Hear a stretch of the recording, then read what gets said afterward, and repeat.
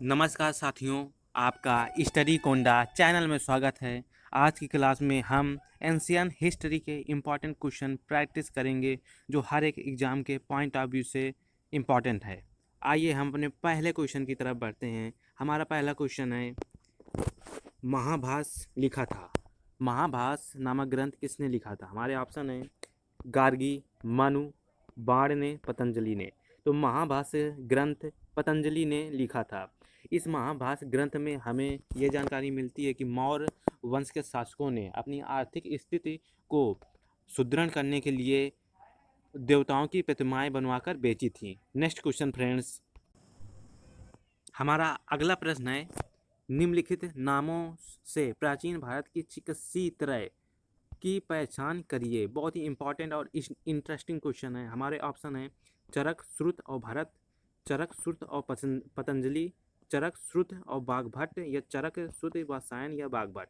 तो इस क्वेश्चन का राइट ऑप्शन हो जाएगा ऑप्शन नंबर सी, चरक, श्रुत और बाघभट्ट। ये चिकित्सीय त्रय के नाम से जाने जाते हैं और ये बहुत ही इंपॉर्टेंट क्वेश्चन है। नेक्स्ट क्वेश्चन फ्रेंड्स, हमारा अगला प्रश्न है, चंद्रगुप्त मौर्य के बाद मौर्य सिंहासन पर निम्नलिखित में से कौन बैठा था? हमारे ऑप्शन है बिंदुसार, अशोक, बिंदुसार या विष्णुगुप्त। तो इसका राइट ऑप्शन हो जाएगा option number C, Chandragupta Maurya के बाद उसका पुत्र बिंदुसार बैठा था।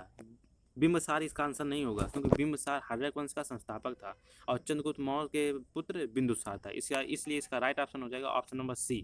नेक्स्ट क्वेश्चन फ्रेंड्स, हमारा अगला प्रश्न है, यूनानियों को भारत से बाहर किसने निकाला था? हमारे ऑप्शन है चंद्रगुप्त मौर्य, चंद्रगुप्त, विक्रमादित्य, अशोक या बिंदुसार। तो यूनानियों को तो अब भारत से बाहर निकालने का श्रेय चंद्रगुप्त मौर्य को जाता है। चंद्रगुप्त मौर्य ने सेल्यूकस निकेटर को हराकर इससे और दहेज के रूप में 4 राज्यों को जीतकर सेल्यूकस को निकेटर, जो कि यूनानी था, भारत से बाहर धकेल दिया था। नेक्स्ट क्वेश्चन फ्रेंड्स, हमारा अगला प्रश्न है, अशोक के अधीन मौर्य राजतंत्र का सबसे सही वर्णन निम्नलिखित में से कौन सा होगा? हमारे ऑप्शन है प्रबुद्ध स्वेच्छाकारी शासन, या बी केंद्रीकृत एकाधिपत्य, या फिर ऑप्शन सी प्राच्य स्वेच्छाकारी शासन, या ऑप्शन डी निर्देशित लोकतंत्र। तो इस प्रश्न का राइट ऑप्शन हो जाएगा ऑप्शन नंबर बी, केंद्रीकृत एकाधिपत्य शासन। नेक्स्ट क्वेश्चन फ्रेंड्स, हमारा अगला प्रश्न है, अशोक की प्रशासनिक नीति में भारी परिवर्तन किस घटना से आया? हमारे ऑप्शन है तीसरी बौद्ध परिषद, कलिंग युद्ध, ऑप्शन सी उसका धर्म बौद्ध धर्म को अपनाना, या ऑप्शन डी सिलोन को उसको मिशनरी भेजना। तो इसका राइट ऑप्शन हो जाएगा ऑप्शन बी। ऑप्शन बी में कलिंग के युद्ध के पश्चात अशोक ने धर्म नीति को अपना लिया था, इसलिए इसका राइट ऑप्शन हो जाएगा option B. Next question friends, हमारा अगला प्रश्न है, निम्नोक्त में कौन मौर्य वंश का अंग नहीं है? हमारे ऑप्शन है अजातशत्रु, बिंदुसार, चंद्रगुप्त, या ऑप्शन डी इनमें से कोई नहीं। तो इसका राइट ऑप्शन हो जाएगा option number A, Ajatashatru. Ajatashatru Haryanka वंश से संबंधित था, न कि मौर्य वंश थे।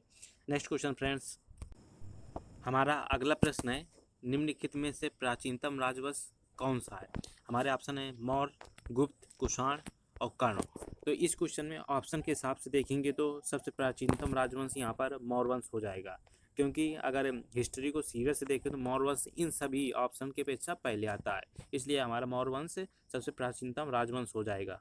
नेक्स्ट क्वेश्चन फ्रेंड्स, हमारा अगला प्रश्न है, निम्नलिखित में से वह कौन है जिसका नाम देवनाम प्रियदर्शी है? तो हमारे ऑप्शन है मौर्य राजा अशोक, मौर्य राजा चंद्रगुप्त, मौर्य या गौतम बुद्ध, या भगवान महावीर स्वामी। तो इस क्वेश्चन का आंसर ऑप्शन नंबर ए हो जाएगा। जो अशोक है, अशोक के अधिकतर जितने भी अभिलेख हैं वो क्या है, देवानाम प्रियदर्शी के नाम पर ही अलंकृत हैं। नेक्स्ट क्वेश्चन फ्रेंड्स, हमारा अगला प्रश्न है, कलिंग युद्ध के बाद निम्न में से किसने महाराज अशोक के रूपांतरण को दर्ज किया? हमारे ऑप्शन है रॉक एडिक्ट सेकेंड है, option number B rock edict fourth, या option C rock edict six, या रॉक एडिक्ट 13। तो कलिंग युद्ध की जानकारी जिस अभिलेख से, अभिलेख मतलब रॉक एडिक्ट जो है तो 13 अभिलेख से मिलती है, इसलिए कलिंग युद्ध के बारे में जानकारी जितनी भी है वो 13वें अभिलेख से मिलती है, इसलिए हमारा option number D right option हो जाएगा। नेक्स्ट क्वेश्चन फ्रेंड्स, हमारा अगला प्रश्न है, निम्नलिखित में से किस विदेशी यात्री ने भारत का दौरा सबसे पहले किया था? तो हमारे ऑप्शन है होनसांग, मेगास्थनीज, इसिंग, या फायान। तो इस ऑप्शन के मुताबिक हम ये निर्णय लेंगे कि देखो मेगास्थनीज जो था चंद्रगुप्त मौर्य के दरबार में आया था, तो इसलिए हमारा राइट ऑप्शन हो जाएगा ऑप्शन नंबर बी मेगास्थनीज, क्योंकि होयनसांग हर्षवर्धन के समय में आया था और फायान चंद्रगुप्त द्वितीय के समय में आया था और इसिंग भी इन्हीं के साथ आए थे, लेकिन जो मेगास्थनीज है ये चंद्रगुप्त मौर्य के शासनकाल में आया था, इसलिए हमारा राइट ऑप्शन हो जाएगा option number B. Next question friends, हम अपने अगले और अंतिम प्रश्न की ओर बढ़ते हैं। हमारा अगला प्रश्न है चंद्रगुप्त मौर्य के दरबार में भेजा गया यूनानी राजदूत कौन था। हमारे ऑप्शन है Kautilya, Seleucus Nicator, Megasthenes, Justin. तो इसका राइट ऑप्शन हो जाएगा option number C Megasthenes. Megasthenes Chandragupta Maurya के दरबार में भेजा गया यूनानी राजदूत था जिसको सेल्यूकस निकेटर ने भेजा था। I hope you enjoy this question. मैं आपके लिए ऐसे ही प्रैक्टिस सेट लाता रहूँगा। प्लीज़ इस चैनल को सब्सक्राइब कर लें। जय हिंद।